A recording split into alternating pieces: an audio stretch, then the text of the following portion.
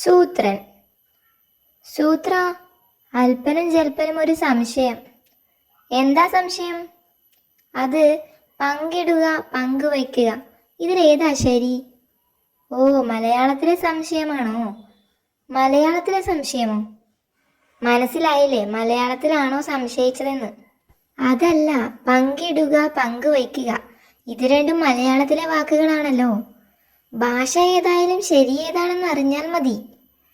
രണ്ടും ശരിയാ, പക്ഷെ പങ്കിടുക എന്നതാണ് കൂടുതൽ നല്ലത്. പങ്കുവയ്ക്കുകയല്ലേ കൂടുതൽ നല്ലത്? അല്ലല്ല, പങ്കിടുക എന്ന് പറയുമ്പോഴാ കൂടുതൽ രസം. പങ്കുവയ്ക്കുക അതും രസമുണ്ടല്ലോ. പങ്കിടുക അല്ലേ ചെറിയ വാക്ക്? പങ്കിടുക 4 അക്ഷരമേ ഉള്ളൂ. പങ്കുവയ്ക്കുക അതിന് 5 അക്ഷരമുണ്ട്. 5 വലുത്, അപ്പൊ പങ്കുവയ്ക്കുക ജയിച്ചു. അതല്ലടോ, 4 അക്ഷരമാണെങ്കിൽ പെട്ടെന്ന് പറഞ്ഞു തീരും. പെട്ടെന്ന് പറഞ്ഞു തീർക്കുന്നത് എന്തിനാ? നമുക്ക് തിരക്കൊന്നും ഇല്ലല്ലോ. താൻ എന്തൊക്കെ പറഞ്ഞാലും പങ്കിടുക അതാ നല്ലത്. ചേട്ടാ, എന്നാ പിന്നെ ഉറപ്പിക്കട്ടെ.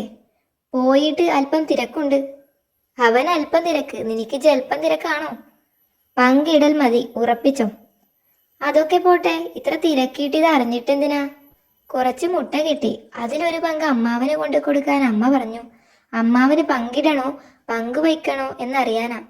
ഹഹ, ബെസ്റ്റ്. അമ്മാവന് മുട്ട കൊടുക്കാൻ മലയാളം പഠിക്കണോ? ഹഹ, ചതിച്ചു. സൂത്രൻ ചേട്ടൻ പറഞ്ഞതനുസരിച്ചത് മണ്ടത്തരമായി.